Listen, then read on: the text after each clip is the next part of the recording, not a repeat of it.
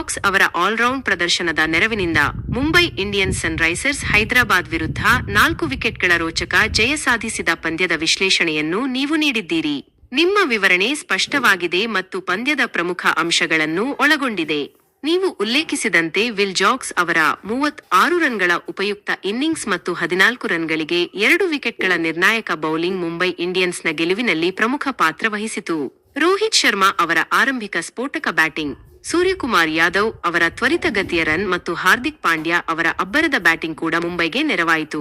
ತಿಲಕ್ ವರ್ಮಾ ಅವರ ಅಜೇಯ ಇನ್ನಿಂಗ್ಸ್ ತಂಡವನ್ನು ಗೆಲುವಿನ ದಡ ಸೇರಿಸಿತು. ಬೌಲಿಂಗ್ನಲ್ಲಿ ಪ್ಯಾಟ್ ಕಮಿನ್ಸ್ ಅವರ 3 ವಿಕೆಟ್ಗಳ ಹೋರಾಟವು ಸನ್ರೈಸರ್ಸ್ಗೆ ಸಾಕಾಗಲಿಲ್ಲ. ಆರಂಭಿಕರಾದ ಅಭಿಷೇಕ್ ಶರ್ಮಾ ಮತ್ತು ಟ್ರಾವಿಸ್ ಹೆಡ್ ಉತ್ತಮ ಆರಂಭ ನೀಡಿದರೂ ಮಧ್ಯಮ ಕ್ರಮಾಂಕದ ಬ್ಯಾಟ್ಸ್ಮನ್ಗಳು ಅದನ್ನು ದೊಡ್ಡ ಮೊತ್ತವಾಗಿ ಪರಿವರ್ತಿಸುವಲ್ಲಿ ವಿಫಲರಾದರು. ಇಶಾನ್ ಕಿಶನ್ ಅವರ ವಿಕೆಟ್ ಕೂಡ ನಿರ್ಣಾಯಕವಾಗಿತ್ತು. ಈ ಗೆಲುವಿನೊಂದಿಗೆ ಮುಂಬೈ ಇಂಡಿಯನ್ಸ್ ಅಂಕಪಟ್ಟಿಯಲ್ಲಿ 7ನೇ ಸ್ಥಾನಕ್ಕೇರಿದೆ. ಆದರೆ ಸನ್ರೈಸರ್ಸ್ ಹೈದರಾಬಾದ್ ಕೊನೆಯಿಂದ 2ನೇ ಸ್ಥಾನದಲ್ಲಿದೆ. ಈ ಪಂದ್ಯವು ವಿಲ್ ಜಾಕ್ಸ್ ಅವರಂತಹ ಆಟಗಾರನ ಸಾಮರ್ಥ್ಯವನ್ನು ಎತ್ತಿ ತೋರಿಸಿದೆ ಮತ್ತು ಮುಂಬೈ ಇಂಡಿಯನ್ಸ್ಗೆ ಮುಂಬರುವ ಪಂದ್ಯಗಳಿಗೆ ಆತ್ಮವಿಶ್ವಾಸವನ್ನು ನೀಡಿದೆ.